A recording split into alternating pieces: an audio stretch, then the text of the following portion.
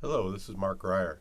And for the next hour, I'll be reading from the April 2nd version of the New York Times on the Niagara Frontier radio reading service. Okay, first article. 5 takeaways from Trump's address on Iran. President Trump did not define a clear path out of the conflict, which he estimated would end within 3 weeks. More than a month into the war with Iran, President Trump gave a primetime address to the nation on Wednesday to make the case for why he believes the conflict is necessary. In a 19-minute speech from the White House, Mr. Trump said Iran's missiles and drone systems have been dramatically curtailed and their weapons factories and rocket launches are being blown to pieces. Although the U.S. and Israeli militaries have destroyed many of Iran's ballistic missiles and launchers in airstrikes, Iran continues to fire missiles in the region. Still, Mr. Trump described the military action as a major success and called on Americans who are uneasy about its cost to keep things in perspective. He estimated that the war should wind down within 3 weeks. Trump did not define a clear path out. Mr. Trump oscillated between endorsing negotiations to end the war and promising an escalation of violence. We are on track to complete all of America's military objectives shortly, very shortly, he said. We are going to hit them extremely hard. Over the next 2 to 3 weeks, we're going to bring them back to the Stone Ages, where they belong. In the meantime, discussions are ongoing. Iran has said there are no direct talks with the United States, and U.S. intelligence agencies have assessed that the Iranians are willing to keep channels of communication open, but not to make concessions at this point. He urged Americans to keep the war in perspective. Mr. Trump seemed sensitive to criticism that he has bogged the United States down in a protracted conflict that is hurting the American economy and alienating voters who want a focus on domestic issues. He listed the lengths of World War I, World War II, Vietnam, and the Korean and Iraqi wars to argue that his military campaign has been far shorter than past wars. It's very important that we keep this conflict in perspective, Mr. Trump said. He did not explicitly emphasize with the economic pain Americans are feeling, but Mr. Trump maintained that the war was worth it to eliminate what he argued was the threat from Iran. This is a true investment in your children and your grandchildren's future, he said. He appeared to rule out a raid to capture Iran's enriched uranium. Mr. Trump has been weighing whether to authorize a mission to extract the highly enriched uranium that is secured under Iran's nuclear site in Isfahan. But on Wednesday, Mr. Trump said that Iran's nuclear sites have been hit so hard that it would take months to get near the nuclear dust. He said the United States has satellites monitoring the sites and would attack if Iran made a move to retrieve the material. It's possible that Mr. Trump is deceiving Iran after weeks of telegraphing his interest in securing the material. If not, he will have left the nuclear material exactly where it was before the war started, deep underground, but theoretically within Iran's reach, leaving open to question of what the conflict would have accomplished on that front. He said the Strait of Hormuz is not America's problem. The president repeated his demands that the countries that import oil from the Persian Gulf via the strait take the lead in forcing Iran to reopen it. He asserted that we don't need the oil that goes through the artery of Iran's southern coast.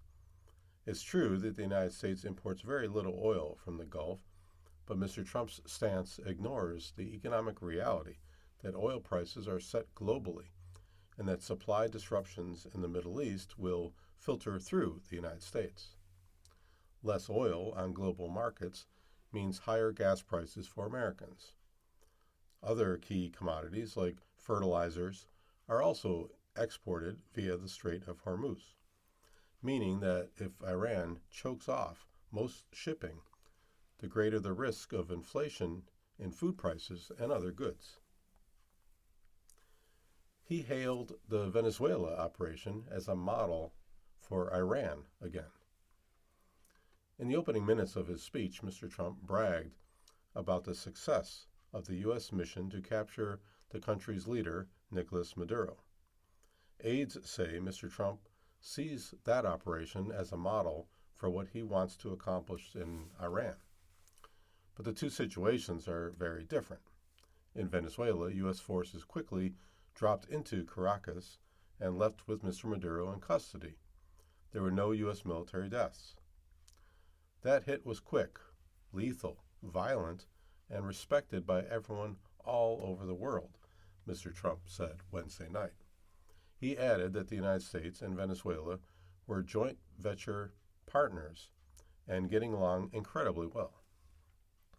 In Iran, the war so far has left a hostile regime in place, and more than a dozen U.S. troops have been killed, and hundreds have been injured. All right, next article. Every Trump threat to abandon NATO hollows it out. Doubts that the United States would come to the aid of NATO allies increase each time, prompting Europeans to consider an alliance without Washington.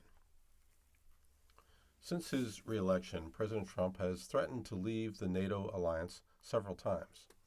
On Wednesday, he did it again, frustrated that European nations had refused to join the so far indecisive United States-Israeli war against Iran. But the more he disparages NATO and threatens to abandon it, the more hollow it becomes. The alliance, built after World War II to deter the Soviet Union and keep the peace in Europe, is in crisis, with some questioning whether it can survive. The Mideast war has brought existing doubts about American commitment to the alliance to the fore, argued Ivo Dodler, a former American ambassador to NATO. It's hard to see how any European country will now be able and willing to trust the United States to come to its defense, he said. Hope, perhaps, but they can't count on it. In his speech to the nation Wednesday night, Mr. Trump did not mention NATO, to the relief of the allies. But a senior European official said he thought most Europeans did not believe that Article 5, the NATO commitment to collective defense, still had teeth.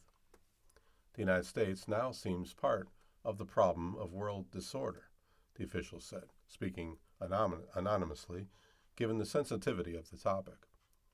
The country is no longer the solution and the guarantor of last resort, he said. Last week, Secretary of State Marco Rubio, reflecting Mr. Trump's unhappiness with European allies, warned that relations with NATO would need to be re-examined after the war in Iran is resolved. Without the United States, there is no NATO, Mr. Rubio said. An alliance has to be mutually beneficial. It can't be a one-way street. Let's hope we can fix it. If we decided tomorrow that we were going to remove our troops from Europe, that would be the end of NATO, he added. Others are not so sure. The United States is the nerve center and bones of the alliance because Washington had always wanted it that way. But Europe is hardly helpless, and it is spending much more money on the military now, in part because of Russia's invasion of Ukraine, and in part because of Mr. Trump's demands, including previous threats to leave the alliance unless its members paid up. Even if Washington were to pull out the 70,000 U.S. troops in Europe, a European NATO would be conceivable, senior European officials had said. The NATO command system and infrastructure remains, and Europeans could fill most of the jobs. There have been various studies about what Europe would need to do to replace the American contribution in conventional warfare. One study by the International Institute of Strategic Studies last May gave a rough cost estimate over 25 years of $1 trillion. Bruegel, a research institution in Brussels, did a similar study a year ago with the Kiel Institute for the World Economy and estimated that Europe could need 300,000 more troops and an annual increase in military spending of at least $290 billion in the short term to deter Russian aggression. Camille Grand, a former NATO Assistant Secretary General for Defense Investment, wrote his own detailed study of the gaps Europe would need to fill to replace the United States. Trump officials have said that Europeans should manage conventional defense while Washington maintains its nuclear umbrella. The deadline to do so, most agree, is 2029. General Carsten Breuer, who leads the German military, has warned that by that point, Russia will most likely be able to launch a serious attack on NATO.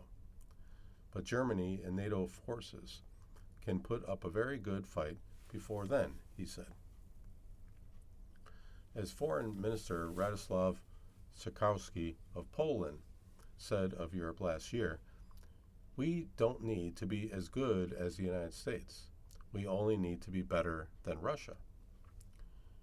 What is irreplaceable is the American nuclear umbrella over Europe, which Mr. Trump has repeatedly vowed to maintain. But European nations are actively discussing alternatives. Britain and France, the two nuclear powers in Europe, along with Germany and Sweden, have been discussing how to extend their nuclear umbrella to at least approximate the American one. France has said it will increase its own nuclear stockpile, and Britain has said it will create an air-based leg of nuclear-capable bombers to add to its nuclear submarines. Still, the British nuclear deterrent is dependent on American technology, and the French one is designed to protect French interests, as decided by its president. The impulse for Europe to do more has been underscored by Mr. Trump's decision to bomb Iran without consultation and then demand help. To many, like Bruno Macas, former Secretary of State for European Affairs for Portugal, the American excursion looks like a defeat. "This will give a big push to Europe," he said. "It's not just wanting the U.S. to be there for us. It's the sense now that the U.S. won't be capable, even if it's willing. For Europe," he said, "it's making the choice between autonomy and America sharper every month." It was telling that Prime Minister Keir Starmer of Britain responded to Mr. Trump's threat on Wednesday by saying that Britain, America's closest ally, should move closer to Europe. As the world continues down this volatile path, our long-term national interest requires closer partnership with our allies in Europe and with the European Union, he said. Despite Mr. Trump's frustration, many wonder how destroying the alliance would benefit the United States. Wolfgang Ischinger, a former German ambassador to Washington, said on social media that leaving NATO would be a gift to a militarizing Russia. Let's be clear that removing U.S. troops from Europe would finally allow Russia to declare strategic victory Pushing the U.S. out of Europe has been the primary strategic objective of the Kremlin in Soviet times and ever since, he wrote. Is that something the U.S. can allow to happen? For Nicholas Burns, a former American ambassador to NATO, pulling out would be catastrophic for America as a global power. He would be astonished if Congress agreed, he said. NATO is a defense alliance, and it came to America's aid after September 11th. But in Iran, Mr. Burns said, we have not been attacked, but initiated an attack outside of NATO, without asking for Allied help or even informing allies in advance. Even now, he said, the United States has not formally asked NATO for help. But to assuage Mr. Trump, he said, most NATO countries are already offering, once the war ends, to help keep open the Strait of Hormuz, as Mr. Trump has demanded. That coalition for the post-war patrols of the strait now includes some 35 countries, organized by Britain and France. All right, next article. Trump has discussed firing Attorney General Pam Bondi. President Trump has not made a final decision, but he has floated the idea of replacing Ms. Bondi with Lee Zeldin, the EPA administrator. President Trump has discussed firing Attorney General Pam Bondi in recent days as he grows frustrated with her leadership at the Justice Department and her handling of the Epstein files, according to 4 people familiar with the conversations. Mr. Trump has floated the idea of replacing Ms. Bondi with Lee Zeldin, the administrator of the Environmental Protection Agency, the people said. They spoke on the condition of remaining anonymous to discuss private deliberations by the president. Mr. Trump has not made a final decision, and Ms. Bondi's allies pointed to photos of her and the president traveling to the Supreme Court on Wednesday to dispute the notion that the president is planning to fire her. Attorney General Pam Bondi is a wonderful person, and she is doing a good job, Mr. Trump said in a statement to the New York Times. A spokesman for Ms. Bondi referred to Mr. Trump's statement. But the president has been souring on Ms. Bondi for months. Among his top complaints is Ms. Bondi's handling of the Epstein files, which has become a political liability for Mr. Trump among his supporters. He has also complained about her shortcomings as a communicator and vented about what he sees as the department's lack of aggressiveness in going after his foes, according to people who have spoken to him recently. The House Oversight Committee voted to subpoena Ms. Bondi last month to compel her to testify about the Justice Department's investigation into Mr. Epstein, the disgraced financier who died by suicide in jail while awaiting trial on sex trafficking charges in 2019.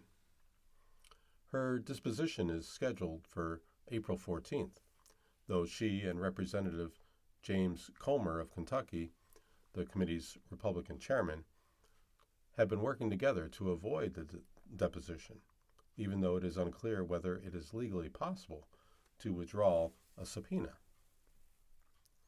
Mr. Trump has also said the Justice Department under Ms. Bondi has not moved aggressively enough to prosecute his political enemies. In September, Mr. Trump wrote on a social media post directed at Ms. Bondi in which he grumbled about the lack of indictments.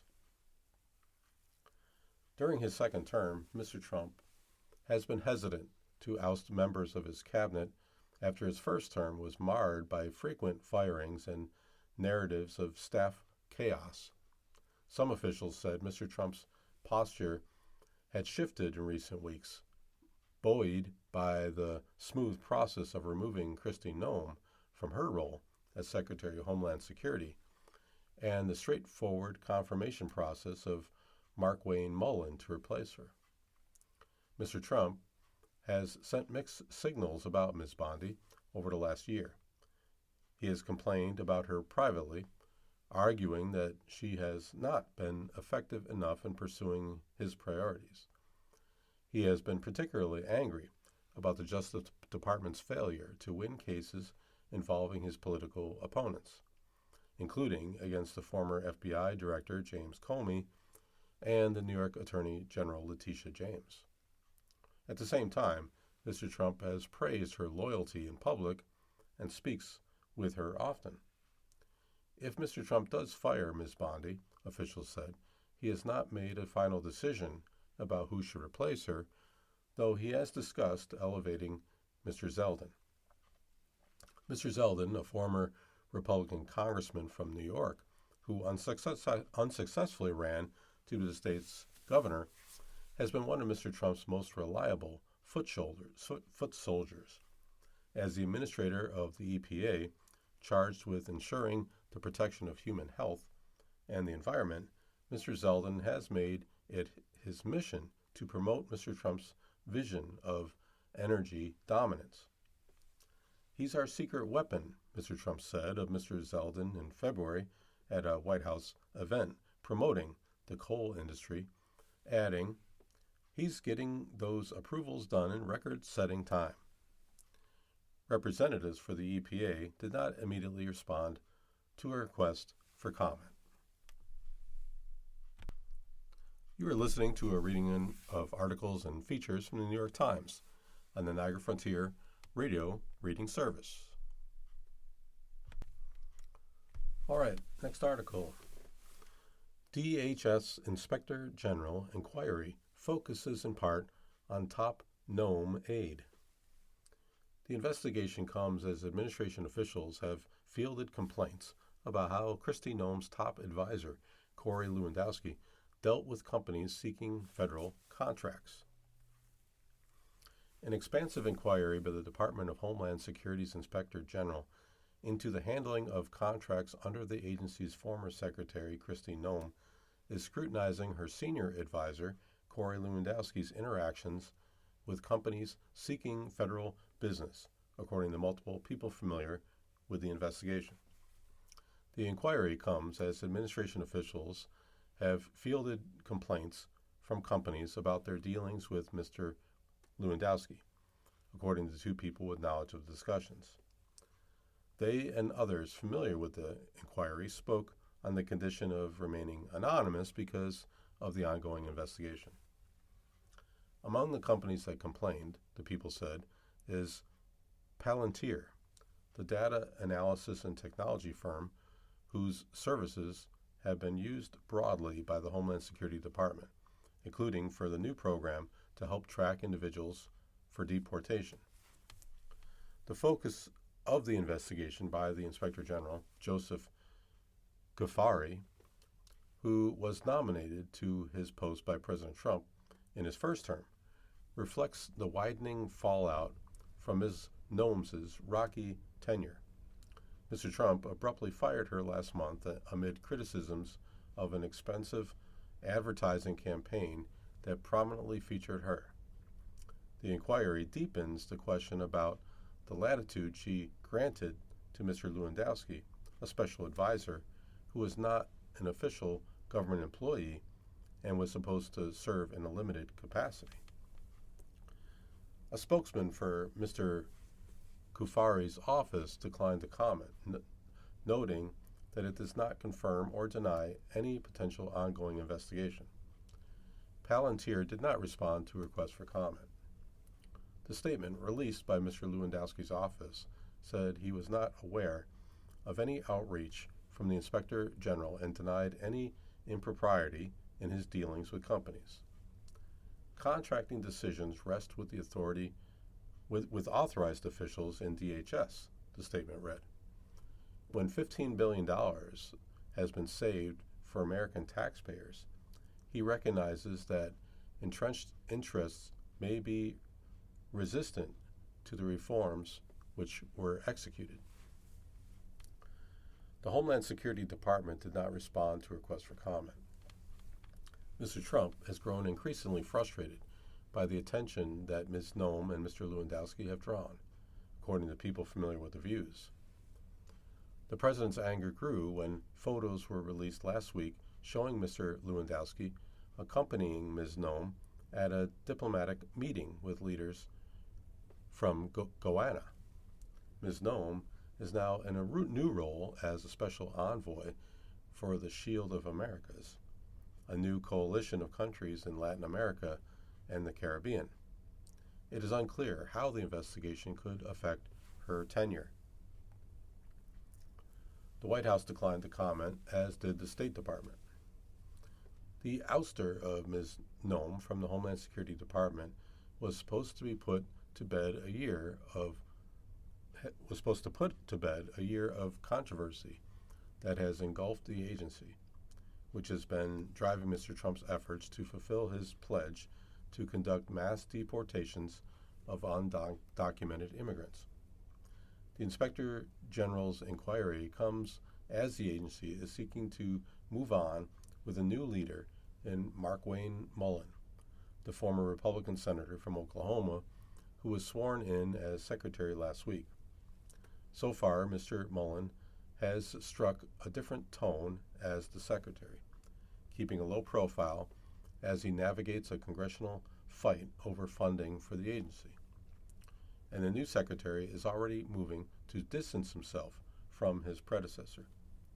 In private, Mr. Mullin has been supportive of the independent investigation into Ms. Noem's time at the department, in part to make clear who was accountable for any potential wrongdoing that could emerge, according to officials. And on Wednesday, he reversed a policy instituted by Ms. Noem that required every contract over $100,000 to be personally reviewed by her, the agency said in a statement to the New York Times. This will streamline the contract process and empower components to carry out their mission to protect the homeland and make America safe again, the agency said. Mr. Cuffari, who was confirmed to his position in 2019, is one of the few remaining inspectors general after Mr. Trump's fired or demoted many of them in his second term. Mr. Cuffari clashed with Ms. Noem when she was leading the department, and he told Congress earlier this year that DHS officials had blocked him from accessing critical information and databases needed for his investigations. Ms. Noem said at the time that Mr. Cuffari was seeking overly broad access to department information. Mr. Mullin already has said that he will work with Inspector General's office, according to a DHS official. The Inspector General's inquiry is intensifying the spotlight on the tight grip that Ms. Noem and Mr. Lewandowski had on contracts inside the agency, and the concerns among Homeland Security officials that Mr. Lewandowski was trying to enrich himself through his role, as the New York Times had previously reported. Mr. Cuffari is also examining the actions of people with potential connections to Mr. Lewandowski in various agencies throughout the department, which encompass immigration enforcement, the Transportation Security Administration, the Federal Emergency Management Agency, the Secret Service, and the Coast Guard. NBC News has reported that Mr. Lewandowski demanded payments from GEO Group, a major contractor that runs private detention facilities based on its business with the Homeland Security Department. Adam Trigg, a lawyer for Mr. Lewandowski, has denied that. Mr. Lewandowski adamantly denies ever demanding any payment or compensation for any potential former or current government contractor, Mr. Trigg said in a statement last month. As part of Mr. Cuffari's examination, the existence of which was previously reported by CNN, DHS officials have been instructed to preserve all emails and communications pertaining to contracts, according to two officials. The Inspector General is scrutinizing a wide range of activities, including the actions of Kara Fuhires, a contractor at FEMA who worked closely with Ms. Noem and Mr. Lewandowski, court filings indicate. Lawyers for the department told a federal court last week that the agency was not in possession of Ms. Voorhies' government-issued phones, which had been placed under an Inspector General preservance notice sometime before March 20th. She could not be reached for comment. The Wall Street Journal previously reported that the Inspector General's focus on her work. She is no longer employed at FEMA or the Homeland Security Department, the filing said. She left the agency in mid-March, according to two people familiar with her departure.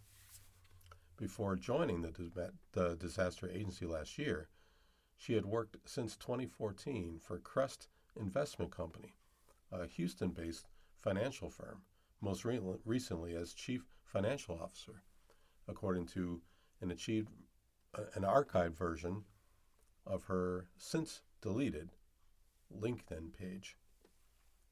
While at FEMA, she was involved in various aspects of its disaster work, including contract and grant reviews, according to three people familiar with her work. Emails shared with the New York Times show that she was among a small group of FEMA leaders copied on approvals of contracts, including for search and rescue teams in the days after deadly July 4th floods in Texas, as well as requests for employee travel during the ongoing partial government shutdown. Last month, Antoine McCord, the Homeland Security Department's chief information officer, sent an email to FEMA employees reminding them of department policy and federal law requiring preservation of electronic messaging records, according to a copy obtained by the Times. The rules apply to emails, signal messages, texts, and any tools used to communicate for work, the message said. Okay, moving on. Next article. This is from the opinion section, an article by Stephen Vladek. Trump will lose the birthright citizenship case, but in a way he's already won. If anything was clear during Wednesday's Supreme Court oral argument in the birthright citizenship case, Trump versus Barbara, it's that President Trump is going to lose. The justices' questions were skeptical enough to suggest that somewhere between 6 and 8 of the justices will hold that Mr. Trump's executive order purporting to limit birthright citizenship is unlawful, whether because it violates an immigration statute Congress enacted in 1940 and updated in 1952, the Citizenship Clause of the 14th Amendment, or both. In retrospect, and despite efforts by some right-wing commentators and scholars to muddy the waters, this has always been an open and shut case under almost any approach to constitutional and statutory interpretation.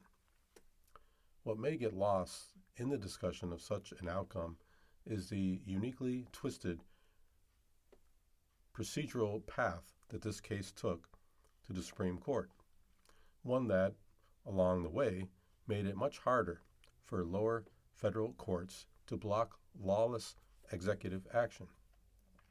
That distinction won't end up mattering here. Whatever the Supreme Court ultimately decides about birthright citizenship will necessarily have nationwide effect. The real question we should be asking is whether this case will come to be the exception going forward, not the rule, and whether the government will, in the future, simply stop appealing its lower court losses all the way to the nation's highest court.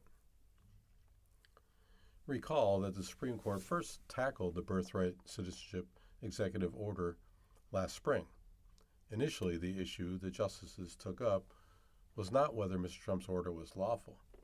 It was whether the 3 federal district courts that had blocked its implementation had exceeded their authority by having their rulings apply on a nationwide basis. In a 6-3 decision handed down in June, the Supreme Court's Republican appointees all said yes, and substantially limited the ability of federal district courts to issue so-called nationwide injunctions.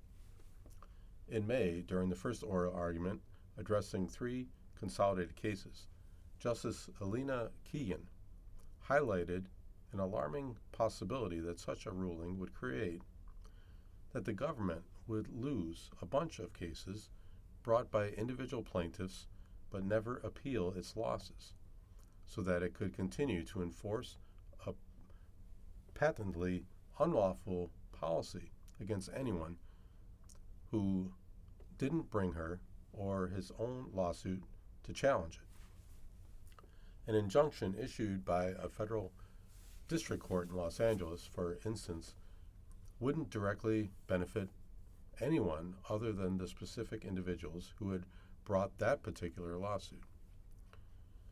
Without an appeal, the district court's ruling wouldn't indirectly benefit anyone either.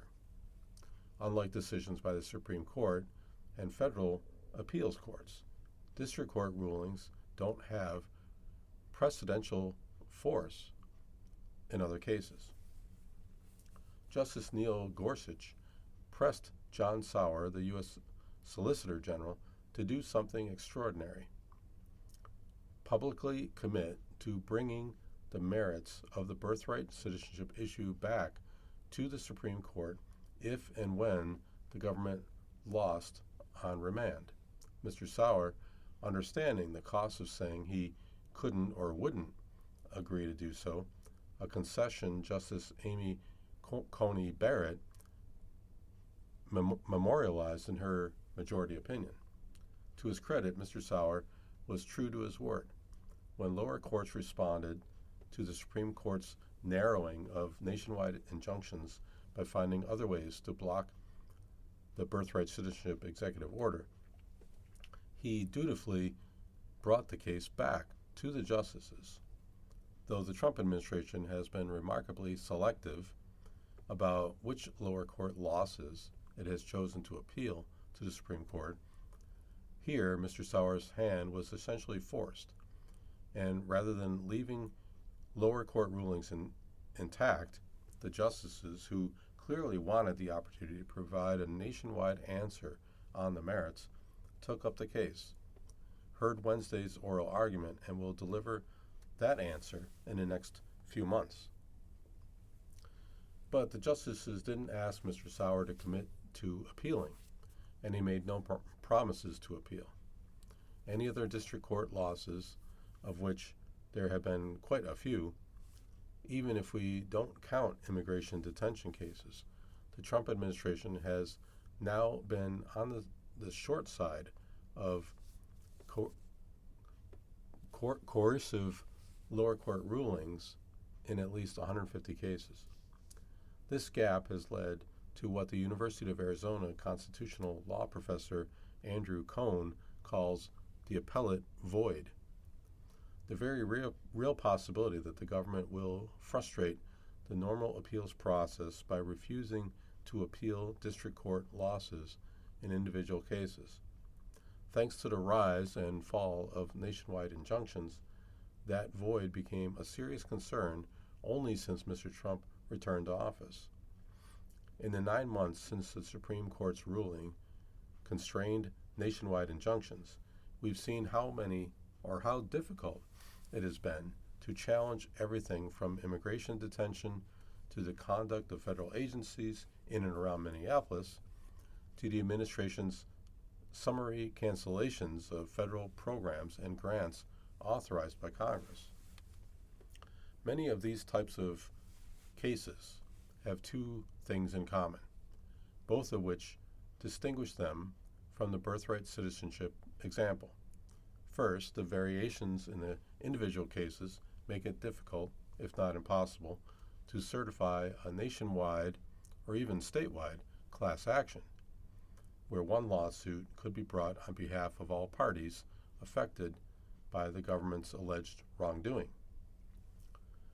A class action is a great legal tool when everyone has the same basic claim. It is less so when the facts of individual cases differ. Second, the Supreme Court doesn't normally compel the government to appeal its losses. When the Supreme Court rules against the Trump administration's attempt to constrict birthright citizenship, we should applaud that result. We must not lose sight, however, of the opportunities the court won't have to rein in the administration when it overreaches, and the court's own responsibility for creating such an increasingly dangerous reality. You are listening to a reading of articles and features from the New York Times on the Niagara Frontier Radio Reading Service. All right, moving on to the next article. Nutrition is in and DEI is out as medical schools bow to Kennedy. As Robert F. Kennedy Jr. calls for medical schools to redesign curriculums, an agency that oversees dozens has deleted diversity standards and added nutrition. The accrediting agencies for dozens of medical schools is stripping diversity standards from its curriculum requirements and adding a focus on nutrition that tracks with Health Secretary Robert F. Kennedy Jr.'s agenda. Academia has typically guarded its independence ferociously, but the decision by the accrediting agency, the Commission on Osteopathic College Accreditation, shows how the Trump administration is shaping academic life across the country. The commission, which accredits 46 schools serving more than a quarter of the medical students in the United States, had previously said that a college must incorporate diversity, equity, and inclusion into its curriculum to the extent permitted by law. According to the documents and commission recently published online, the group is substituting that provision for one that schools ensure that comprehensive evidence-based nutrition education is part of their curriculum. The commission did not respond to requests for comment. Students may not use federal financial aid unless their school holds accreditation from a group approved by the Department of Education. President Trump and his allies have wielded tools like investigations and funding cuts to threaten colleges and universities. But Mr. Trump has called the accreditation system a secret weapon to change schools regarded as hostile to conservative values. A lot of the things that we've seen the administration target individual colleges for, it appears that they're hoping to accomplish those things writ large through accrediting agencies, said Antoinette Flores, a senior Department of Education official during the Biden administration, who is now Director of Higher Education Accountability and Quality at New America, a think tank. The Accrediting Commission decided last April to suspend its DEI rules until May 2026.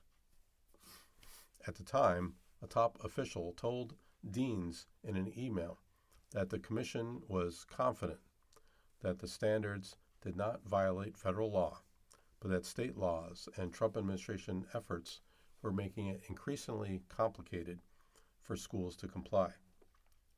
The commission's standing as a federally recognized accreditor is up for review this year, and the Education Department has recently leaned on some agencies to abandon, not simply suspend, DEI standards. Ellen Keast, an Education Department spokeswoman, declined to discuss the commission and whether the government had directly pressured it, as this matter may come up before the department as part of the recognition process.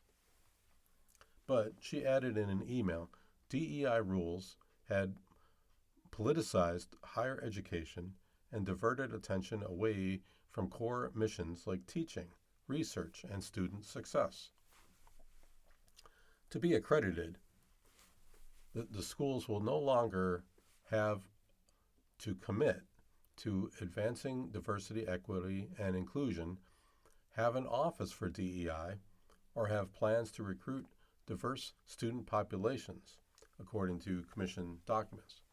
Instead, the standards include a requirement, for example, for community engagement.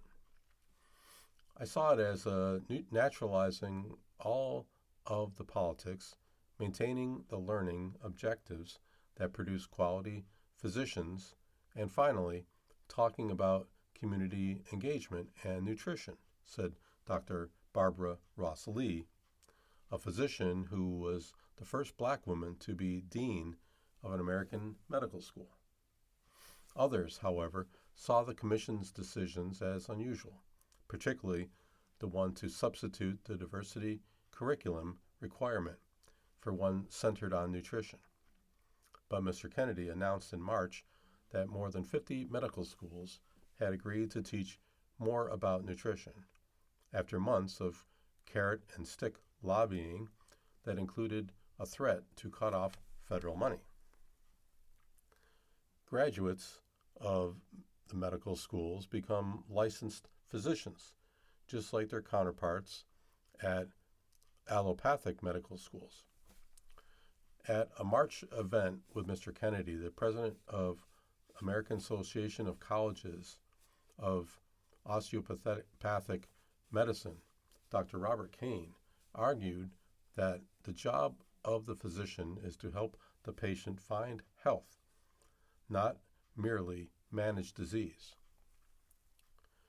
We teach our students that lifestyle, environment, and social conditions influence health just as powerfully as prescriptions and procedures, Dr. Kane said.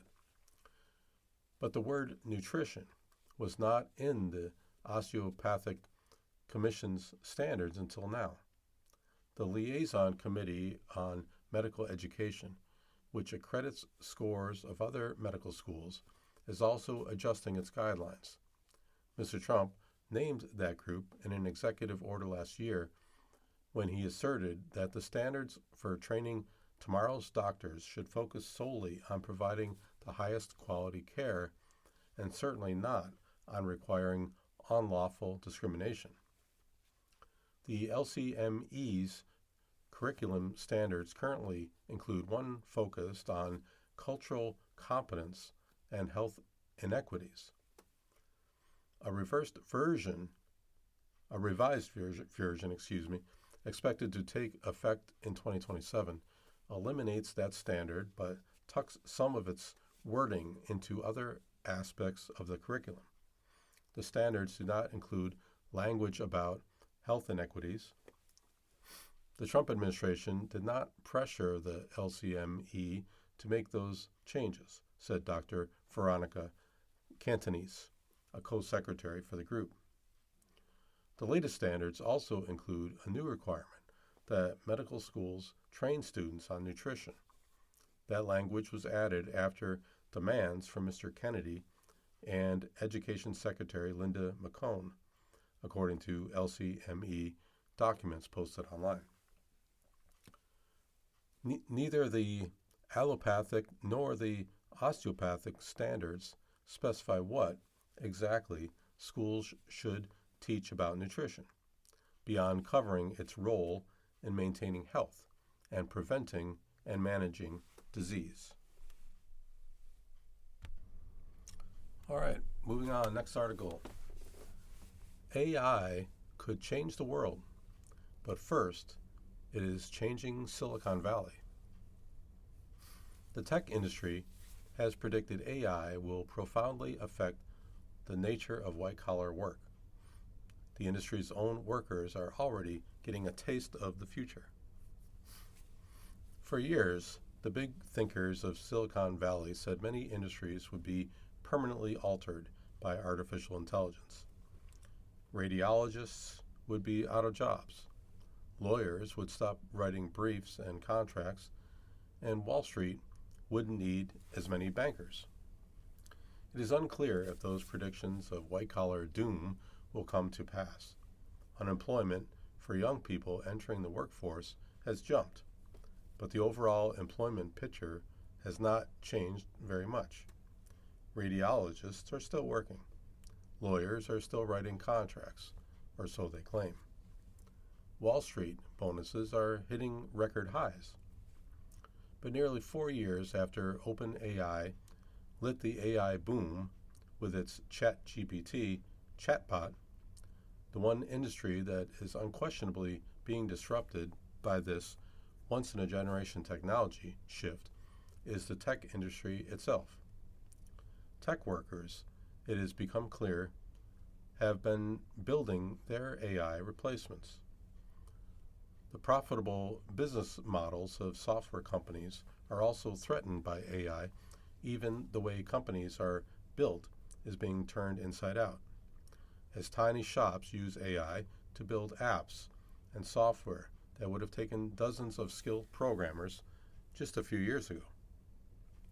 Silicon Valley is this really interesting petri dish right now of all this change and transformation, said Ariane Levy, the chief executive of Box, a company that makes software for storing and managing data.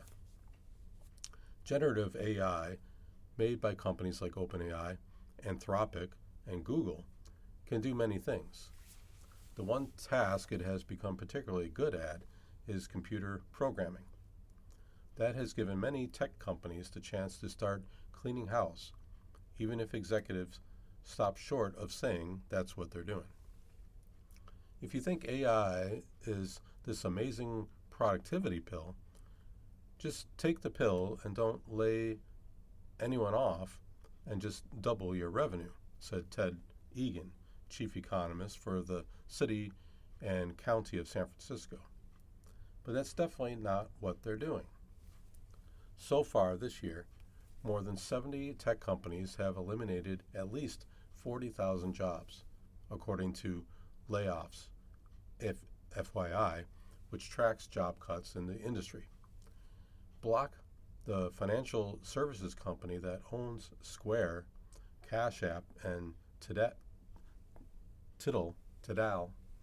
laid off 40% of its workforce in February, or about 4,000 employees. We're already seeing that the intelligence tools we're creating and using, paired with smaller and flatter teams, are enabling a new way of working which fundamentally changes what it means to build and run a company, Jack Dorsey, Block's top executive, wrote in a social media post.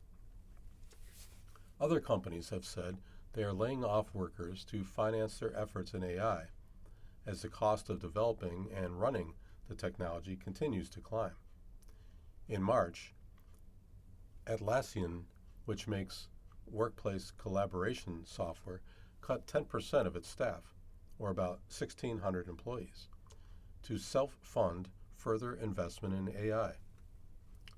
Our approach is not AI replaces people, Mike Cannon-Brookes, their chief executive, wrote in a blog post, but it would be disingenuous to pretend AI doesn't change the mix of skills we need or the number of roles required in certain areas. It does. The leaders of the biggest tech companies have also said AI will reshape their workforce. In June, Amazon's chief executive, Andy Jassy, said the company would operate with fewer corporate workers over time. In January, Mark Zuckerberg, Meta's chief executive, said we're starting to see projects that used to require big teams now be accomplished by a single, very talented person. That has left plenty of their employees worried about their jobs. The layoffs have contributed to tech hubs like San Francisco, the home of OpenAI and Anthropic, not seeing the job growth characteristic of prior booms. Mr. Egan had said, from 2022 through 2025, when the most recent data was available, San Francisco County lost about 30,000 tech jobs, according to data from the Census Bureau. It added roughly that number of jobs during the dot-com era and a startup funding frenzy between 2020 and 2022. The decline is visible across the country, too. Nationwide, tech jobs declined by about 150,000 from 2022 through 2025. The tech labor pool and talent pool is definitely reassembling, Mr. Egan said. AI is a big reason for that. But Mr. Levy said AI's impact on tech may not be the model for what happens to other industries. A software developer who will know quickly whether AI-generated code works, while the effectiveness of AI creations in other businesses, like the legal profession, can be much more subjective. Part of tech's reassembly is happening at startups. Gone is the traditional process of raising a boatload of venture capital funding, not worrying about revenue or profit, and hiring heavily. Today's startups are tapping AI tools like agents, personal assistants that can take actions on their own to make money and grow with fewer employees. Now, a software company can launch multiple agents, and each one can do the work of 10 to 20 employees, said an investor with Turing Capital. On its way out, too, is the business model that has become the bedrock of a sector called software as a service, where customers subscribe to use software applications on the internet rather than buy and install those apps on their own computers. Over the past 3 decades, software providers have charged businesses based on the number of employees who used the software and enjoyed regular revenue growth as those firms grew. That business model, known as seat-based or per-seat pricing, has been the centerpiece of tech giants like Salesforce, which makes sales and marketing software, and ServiceNow, which automates corporate processes. But seat-based pricing is threatened by AI. The business model is all predicated on the fact that if a company does well, it needs a lot more employees, she said. The irony is that in this AI world, that does not equal success, because fast-growing companies might expand by adding so-called AI agents instead of hiring people. Some software providers are predicting that AI will automate certain jobs so their consumers will have fewer employees to use their software. Others are adding AI features that require more computing resources and are more expensive for them to offer.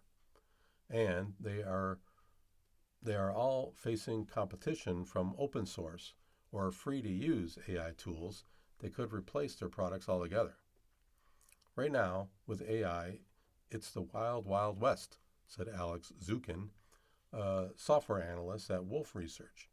Software providers and their customers are in a state of massive simultaneous experimentation.